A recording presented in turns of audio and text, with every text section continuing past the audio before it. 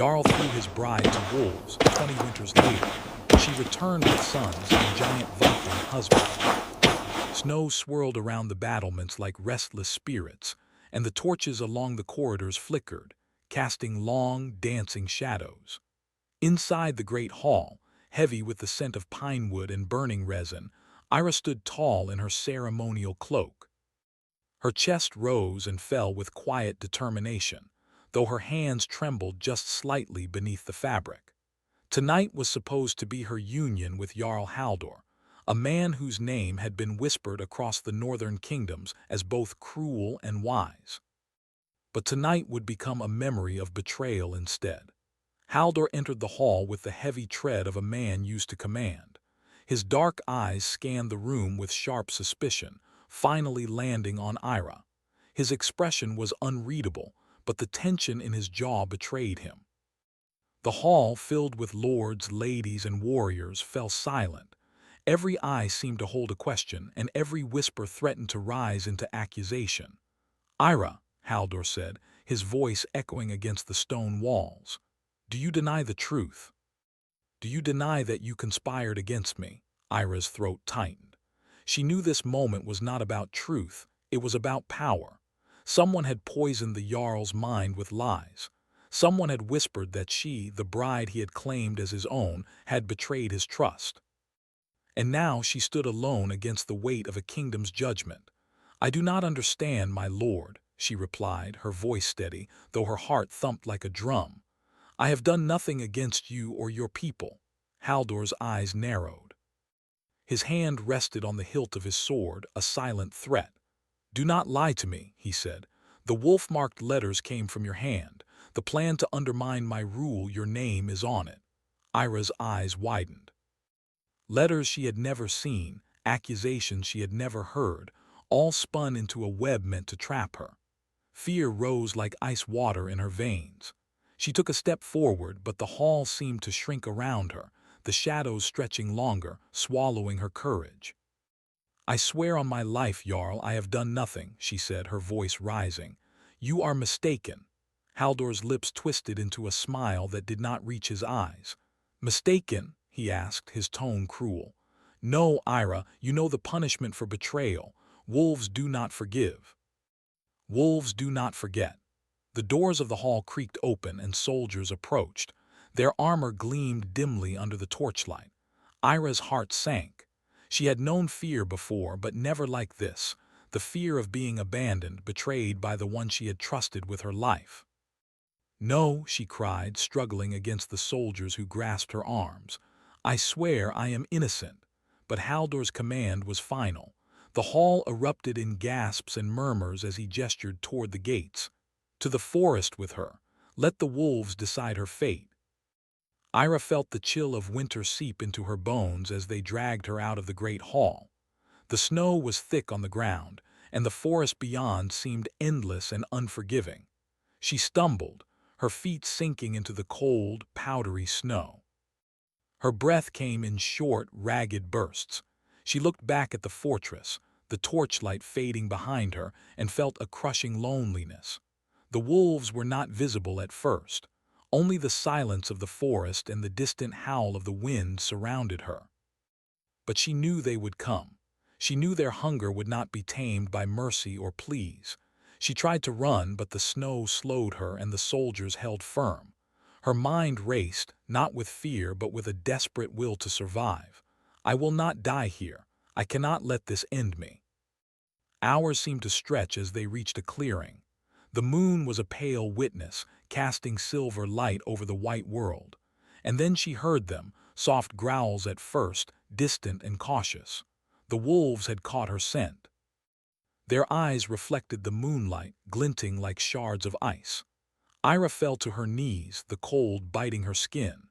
She closed her eyes, waiting for the end, feeling the forest around her as if it were alive, watching, judging. Her mind turned not to anger or sorrow, but to the memories of her life, her family, the dreams she had carried, and the strange feeling that there was something more beyond this cruel fate.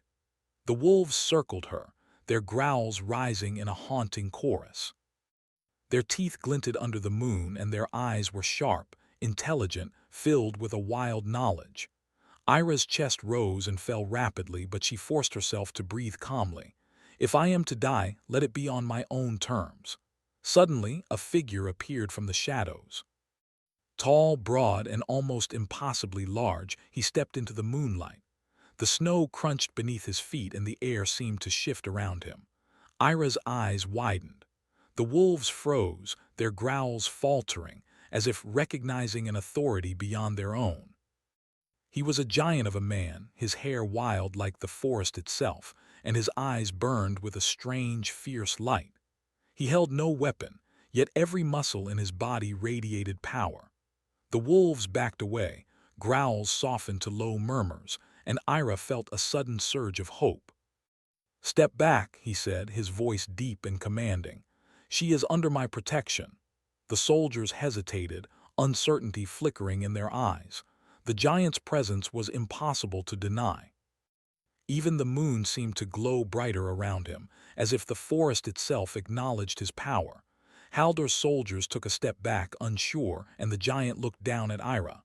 "You will not die tonight," he said. "Come." Ira's knees trembled as she rose to her feet.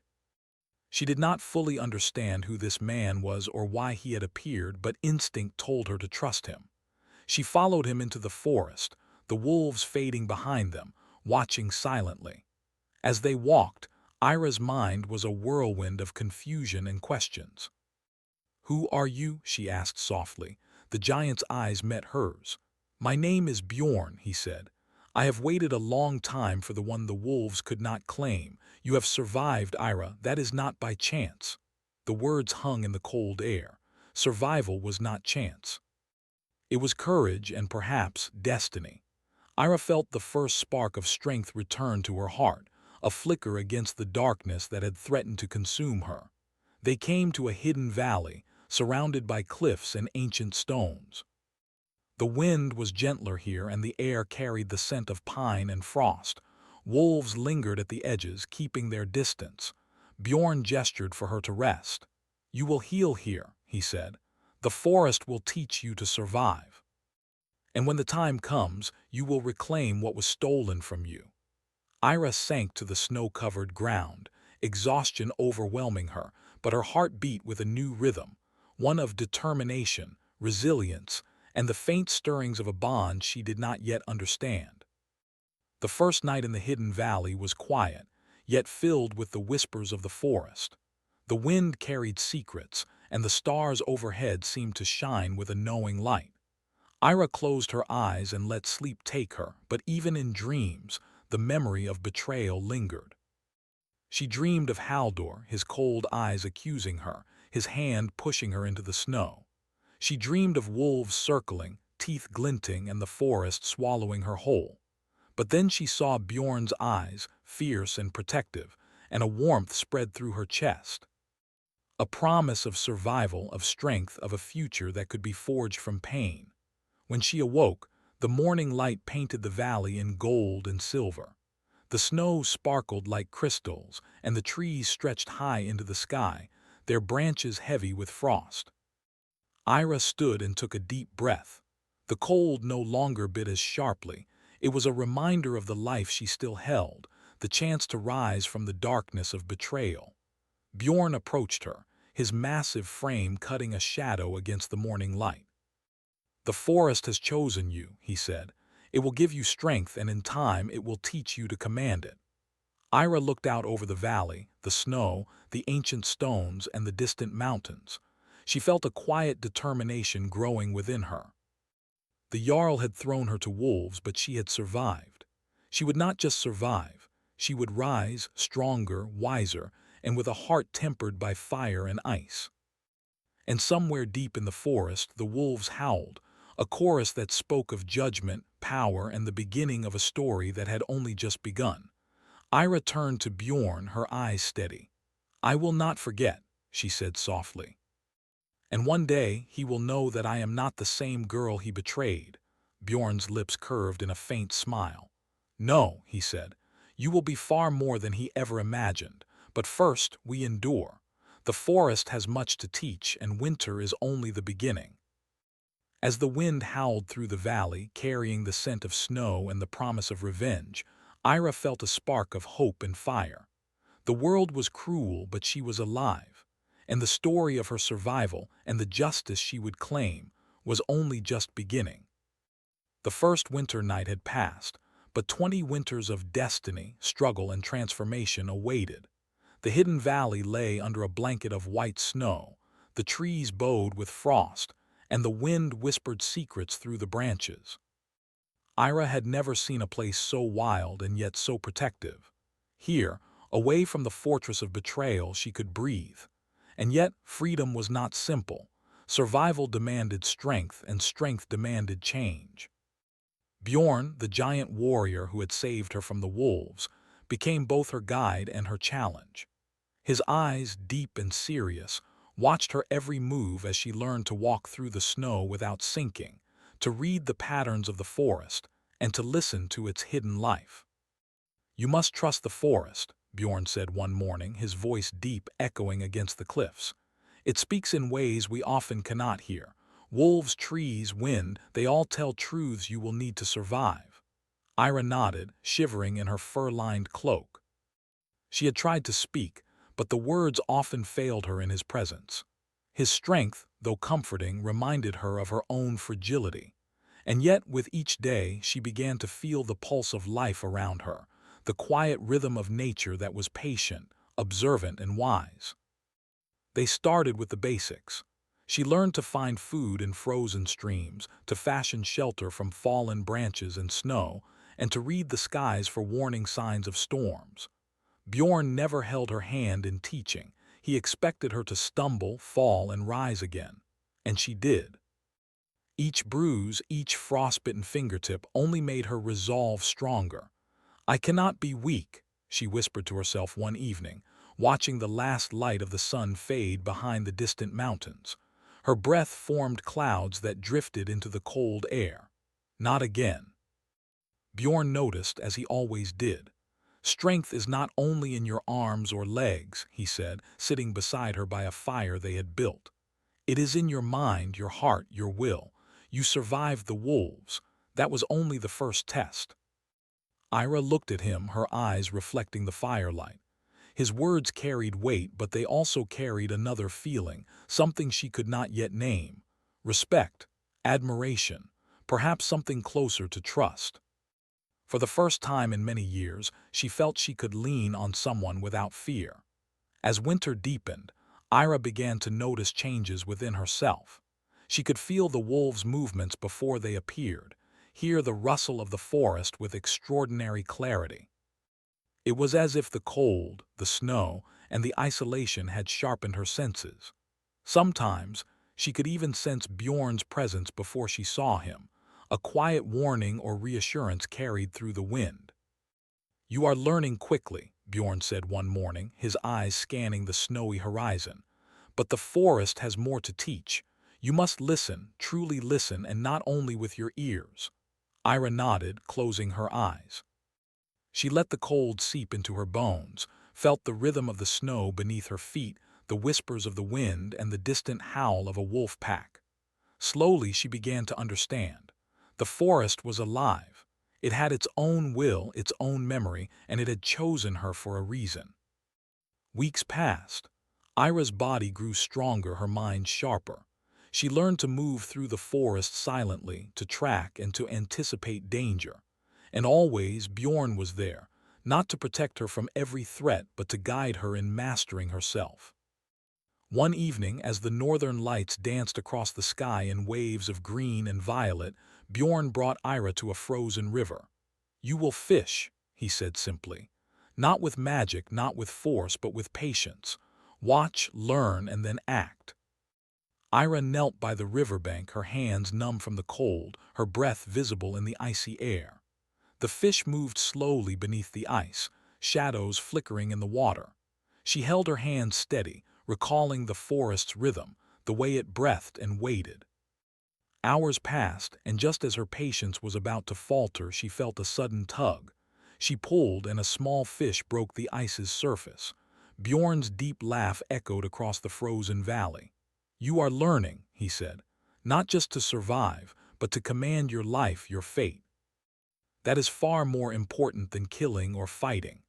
Ira smiled, the first true smile in a long while.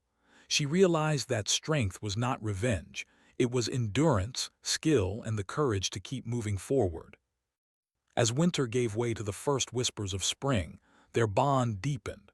Bjorn shared stories of his past, tales of distant lands, giants, and ancient powers that had shaped the North.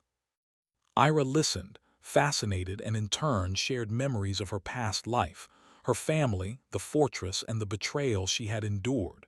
"You carry fire inside you," Bjorn said one night as they sat by the fire. "It is why the wolves did not claim you. It is why the forest spoke to me of your coming. And it is why one day you will face the Jarl again, not as the girl he betrayed, but as a force he cannot deny." Ira's heart tightened.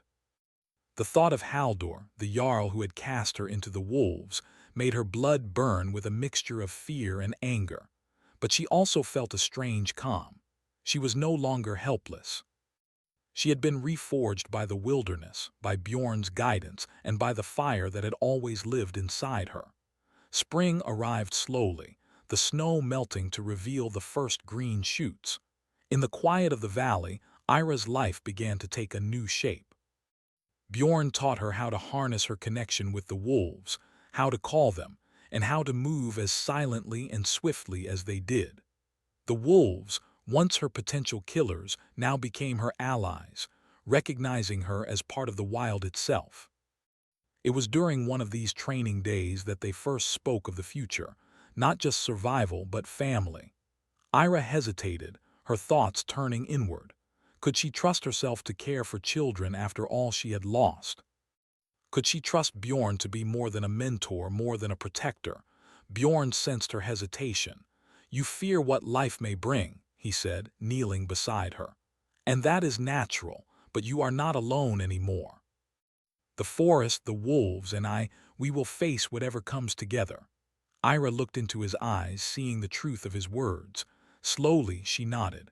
A quiet resolve settled in her heart. She would embrace this new life, this chance to rebuild, even if it demanded courage she had not known she possessed. Months passed. Ira became skilled in the ways of the forest, her body strong, her mind sharp, and her heart steady. Bjorn remained at her side, patient, silent at times, guiding without ever pushing too hard. And slowly, a bond formed between them that was not merely friendship. It was respect, trust, and a quiet recognition of shared strength. It was during the height of spring, as the valley burst into color, that Ira realized she could teach others too. They found two orphaned boys wandering near the cliffs, lost and hungry. Ira's heart stirred with a fierce, protective warmth. She took them in, teaching them the ways of the forest, instilling in them courage, skill, and kindness. Bjorn observed silently, a small smile on his lips. "You have grown," he said one evening as they watched the boys play in the snow. "Stronger than I imagined, wiser than I feared." Ira felt a mixture of pride and uncertainty. Raising the boys, teaching them, and building a life in this wild, untamed valley was a responsibility she had never expected. But with each passing day, she discovered that strength was not measured by survival alone. It was measured by care, patience, and the courage to love despite loss. One evening, as the sun dipped behind the mountains, painting the sky in shades of fire and violet, Ira and Bjorn stood together on a cliff overlooking the valley. The wind whipped around them, carrying the scent of pine and the faint howl of distant wolves. "We have built something here," Bjorn said softly, his hand brushing against hers. "A life, a family, but the world beyond this valley will not remain quiet forever." Ira's eyes narrowed. She had feared this moment, the shadow of her past returning, but now she was ready. "I will face whatever comes," she said, her voice firm. "I will protect this life, our family, and I will not let fear rule me." Bjorn nodded, his expression serious. "And when the time comes, the Jarl will see that the girl he cast to the wolves is no longer the same." She will return with the strength of the forest, the wolves, and the giants behind her. Ira felt a chill, not of fear, but of anticipation. The thought of facing Haldor again, of reclaiming her destiny, filled her with a strange mixture of dread and excitement. She was no longer the girl who had been thrown to die. She was a warrior, a mother, a survivor, and her story was far from over. The sun dipped below the horizon and the valley was bathed in twilight. Wolves howled in the distance, the boys laughed in the snow, and the wind carried the promise of a journey yet to come. Ira looked at Bjorn, and for the first time in many winters she felt hope bloom in her heart. The forest had taught her survival. Bjorn had taught her strength, and the winter of betrayal had ignited a fire that would never be extinguished. And somewhere beyond the mountains, in the fortress that had once been her prison, Haldor's thoughts were uneasy. Whispers spoke of a woman who had survived the wolves, of a giant warrior in the hidden valleys, and of children who carried both courage and cunning in their veins. The time was coming when the past and the present would collide. And Ira knew that when it did, she would not falter. The first step of her journey had been survival. The second step was mastery of herself and her destiny. And the third step, though it was not yet taken, would be the reckoning with the Jarl who had dared to betray her. As the stars emerged in the sky, shimmering like frozen fire, Ira felt the first stirrings of a purpose that was greater than vengeance. She would build a family, a legacy, and a power that even Haldor could not ignore. The forge of wolves and giants had begun. And from its fire a legend was rising. The winds of the northern forest had changed. Winter's grip had loosened, leaving behind frozen rivers glinting in the sunlight and the first hints of green in the valleys. Yet in the hidden valley, a sense of urgency had begun to stir. Ira stood atop a rocky cliff, her cloak billowing in the cold breeze, and looked toward the distant mountains, beyond which lay the fortress of the Jarl who had once betrayed her. Her heart was steady now, tempered by years of survival and training, but it beat faster at the thought of what awaited. The snow that had once threatened to swallow her now sparkled as a symbol of her endurance, a reminder of the strength she had forged alongside Bjorn and the boys. Bjorn approached silently, his towering figure casting a long shadow across the frozen rocks. "The time has come," he said in his deep, resonant voice. "The world beyond this valley will not wait, and neither will your destiny." Ira turned to him, her eyes reflecting both determination and a flicker of fear. "I am ready," she said softly, though the words carried a weight she did not fully understand. "We are ready." The boys, Runnar and Sven, were eager and restless, their youthful energy carrying the promise of the next generation. They had trained in the ways of the forest, learning to move silently, track, and hunt. They had watched the wolves, learning patience, observation, and courage. Ira had taught them to listen to the land, to respect its power, and to trust in their instincts. "Do you think he will recognize us?" Runnar asked one morning as they prepared to leave the hidden valley. His voice was small, almost lost in the vastness of the snowy cliffs, but there was a sharpness in his eyes, a reflection of Ira's own determination. Bjorn's lips curved in a faint smile. "He will recognize something," he said, "but what he sees may not be what he expects." Ira nodded, placing a hand on each boy's shoulder. "We do not go to fight for hate," she said. "We go to claim our place, to show that we are not victims, and that strength and honor are not in cruelty, but in courage and justice." The journey to the Jarl's kingdom was long and treacherous. Snowfields stretched endlessly, forests hid dangers both natural and magical, and the wind carried whispers of the old world. At times, Ira felt the pull of doubt, memories of betrayal, fear of what awaited, and the weight of responsibility for her sons and Bjorn. But every time doubt rose, she reminded herself of the lessons of the forest: patience, observation, endurance. One evening, as the sun dipped behind distant peaks, they made camp in a narrow glen. The boys built a small fire while Ira and Bjorn stood apart, watching the shadows stretch across the snow. "You have grown stronger than I imagined," Bjorn said quietly. "And yet, strength alone will not be enough. Haldor is clever. He has ruled through fear and cunning for years.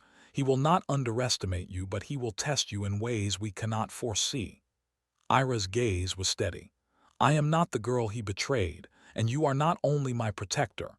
We are a family. We face this together." Bjorn nodded, the faintest touch of pride in his eyes. "Together," he agreed. As they approached the borders of Haldor's lands, signs of decay and unrest became visible. Villagers whispered of strange sightings in the forests, rumors of wolves moving in unusual patterns, and tales of a giant warrior in the north. Soldiers patrolled unevenly, some wary, some careless, unaware that the storm was approaching. Ira kept the group hidden, using the skills she had honed over years. She moved silently, guiding the boys and Bjorn through hidden paths, avoiding patrols and observing the fortress from a distance. Each day, the anticipation grew. The fortress that had been her prison now looked vulnerable from afar, its walls imposing but flawed. At night, by the fire in the forest, Ira taught the boys to track the movements of the soldiers, to understand patterns of watchfulness and weakness.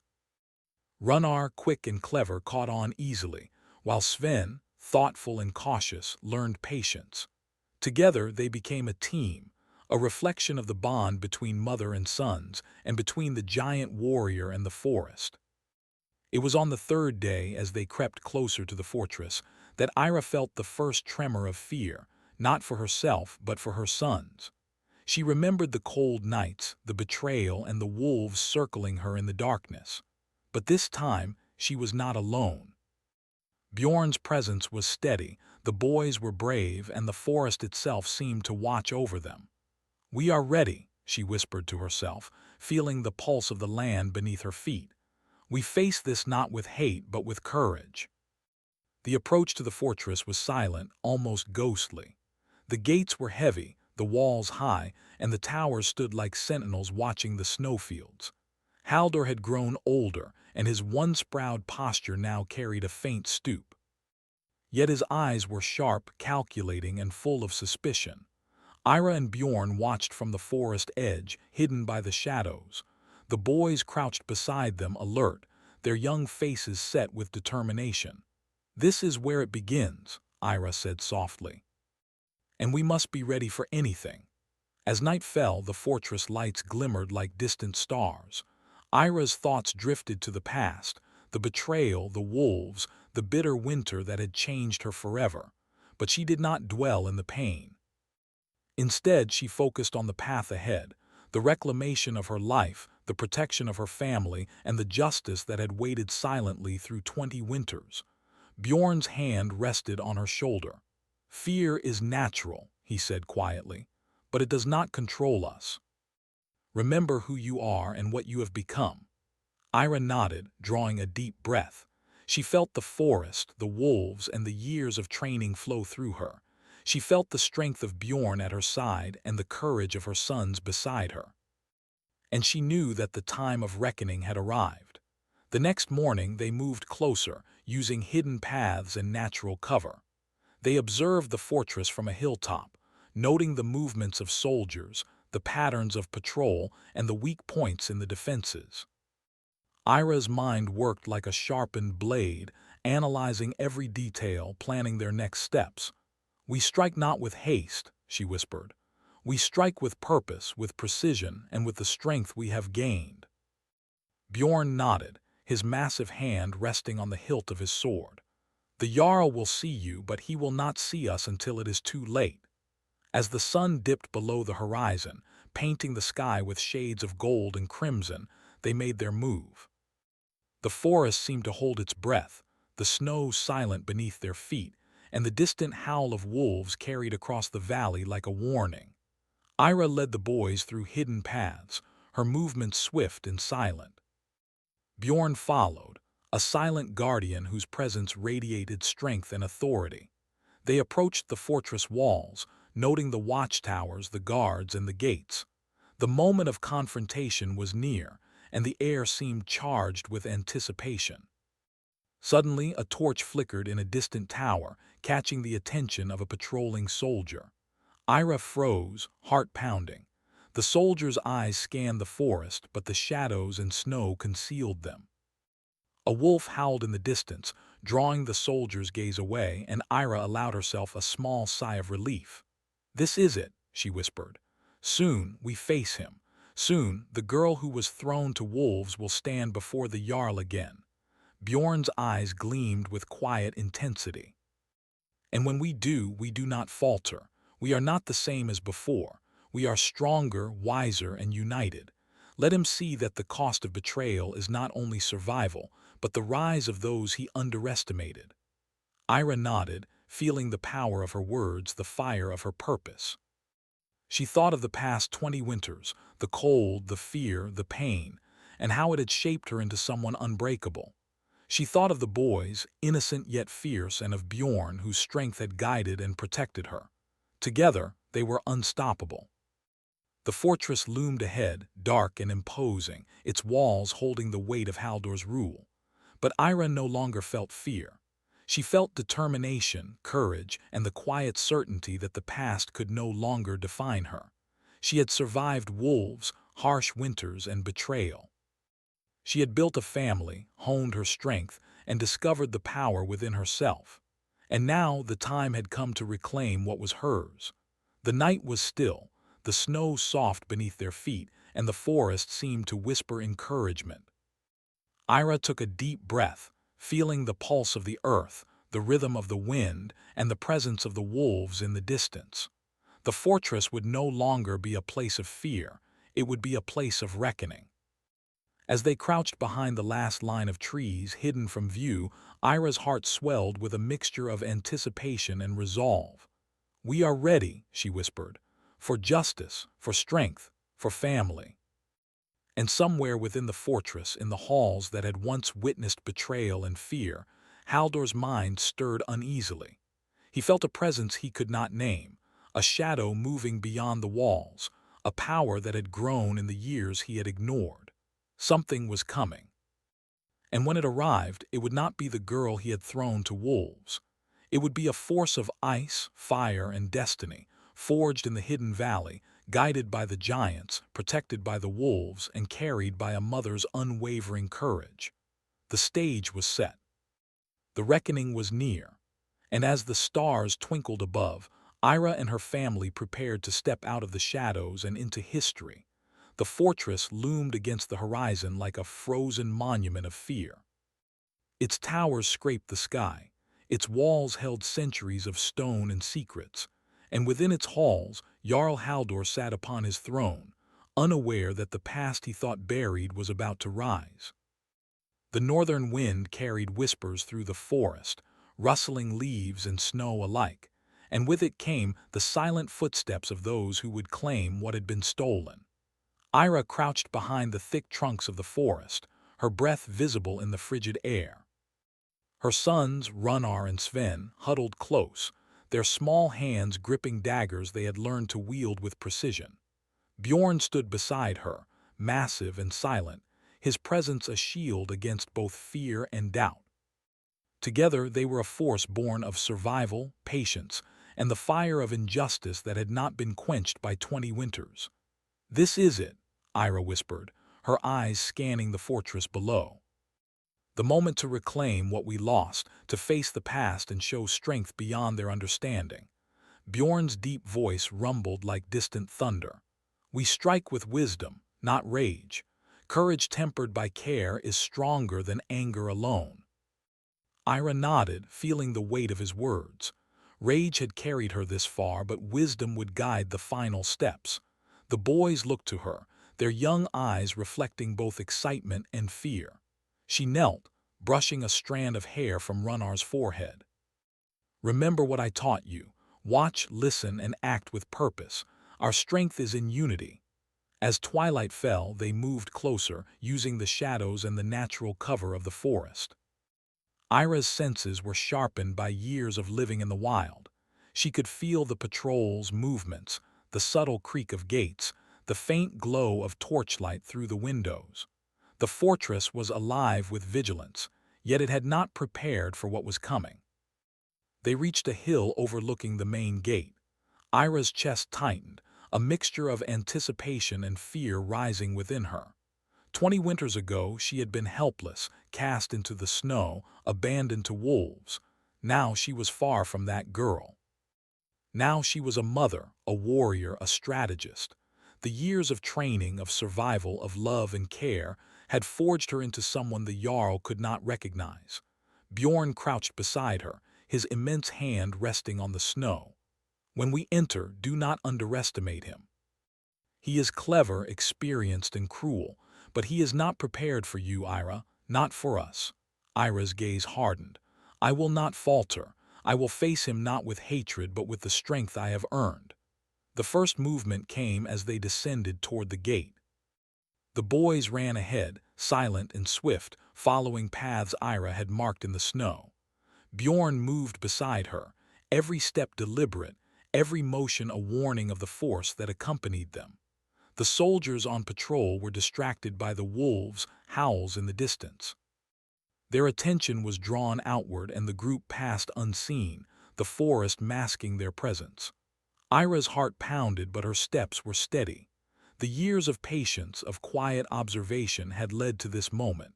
At the fortress wall they paused. The gates were heavily guarded, yet Ira saw the weak points, the gaps between patrols, the shadows where light did not reach, and the narrow ledges that offered passage to those daring enough to use them. She signaled to the boys, who nodded, understanding without words. Bjorn's massive hands gripped the stone wall, and with careful effort they scaled it, using every ounce of their strength and skill. Ira followed, her cloak catching on the wind, her breath steady despite the height. The boys climbed with agility, small yet strong, their training in the forest proving invaluable. Once atop the wall, the group surveyed the courtyard. Soldiers moved like shadows, unaware of the presence above them. Ira's eyes locked on the great hall, the place where her betrayal had been sealed, the place where Haldor had condemned her to death. "This is the place," she whispered, "the place where the past meets the present."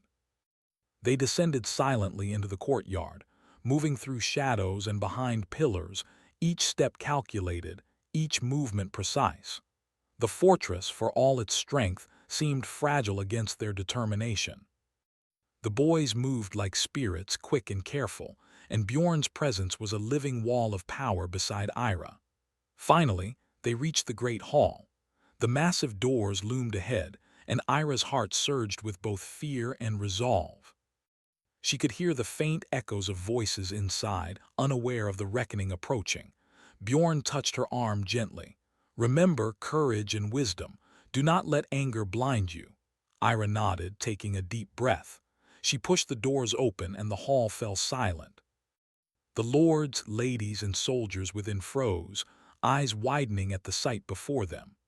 Ira stepped forward, her sons behind her and Bjorn following, an unstoppable shadow of strength. Haldor rose from his throne, his eyes narrowing as they settled on the figures before him. Recognition sparked in his gaze, followed by disbelief. "Ira," his voice was sharp, strained with uncertainty. "Impossible," Ira's voice rang out, steady and clear. "I am no longer the girl you cast to wolves. I am a mother, a warrior, and a survivor. And I have come to reclaim what you tried to steal from me." The room tensed. Soldiers gripped their weapons, but Bjorn's presence radiated authority that made even the bravest hesitate. Haldor's pride bristled, yet he saw the truth in her eyes. The girl he had betrayed had returned, stronger, wiser, and unbroken. "You think this changes anything," Haldor said, his voice low, dangerous. "I am the Jarl. You are nothing without me." Ira stepped closer, her stance calm but resolute. "You taught me fear. You taught me betrayal. But you did not teach me strength, courage, or love. That I learned elsewhere, and it is stronger than anything you can wield." Bjorn moved forward, his towering figure casting a shadow across the hall. "Do not test her," he said, his voice a rumble of warning. "This family will not falter." Haldor's gaze shifted to the boys, and for the first time doubt flickered in his eyes. Runnar and Sven stood tall, their small frames belying their courage. They had inherited their mother's determination, and their presence was a testament to the strength she had nurtured in them. You survived," Haldor whispered, disbelief heavy in his voice. "Yes," Ira replied, "and I have grown stronger, wiser, and far beyond what you imagined. This ends tonight, not with your cruelty, but with the justice I have earned." Haldor drew his sword, the old instincts of power and fear rising, but he was no longer the one holding control. Ira, Bjorn, and the boys moved as one, their unity and strategy unmatched. Soldiers attempted to intervene, but Bjorn's strength and the boys' agility made them easily evade and disarm. Ira approached Haldor, her eyes locked on his. She felt the fire of 20 winters within her, the lessons of the forest and the courage of her sons. She did not raise a weapon, for her strength was in her presence, her words, and her resolve. "You will not rule through fear any longer," she said. "Your reign ends with truth and justice, not cruelty."